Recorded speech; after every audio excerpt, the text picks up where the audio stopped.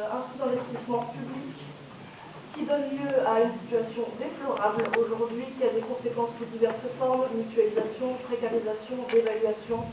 Ce sous-investissement, on l'a malheureusement naturalisé, on l'a banalisé, alors qu'il faut savoir que ce n'est que le résultat de choix politiques volontaires. On demande aujourd'hui à l'université de se serrer la ceinture pour faire des économies. C'est une politique générale d'austérité.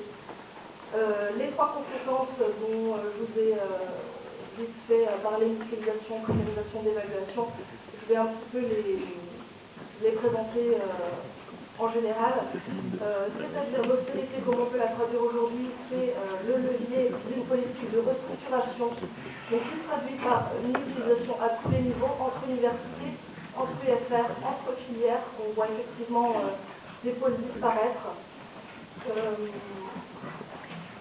Au niveau de la précarisation, vous l'avez tous remarqué, un nombre d'heures de cours supprimées en masse, des PD surchargés. Du coup, pour les personnels et pour les membres enseignants, une impossibilité réelle d'avoir un véritable accompagnement pédagogique. Et effectivement aussi la précarisation de nos conditions de vie. En tant qu'étudiant, on doit travailler à côté.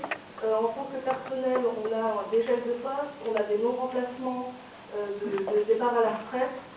On a également de moins en moins de titularisation. Tout ça, conséquence pour ceux qui restent, des surcharges de travail énormes.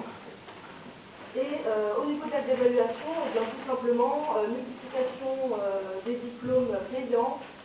D'un côté, on a certains diplômes qui sont dévalorisés et on voit l'augmentation en parallèle de nos droits d'inscription sans cesse. Donc voilà, je vais laisser la parole à M. Maillard qui va vous parler un peu plus des coûts budgétaires avec certains chiffres.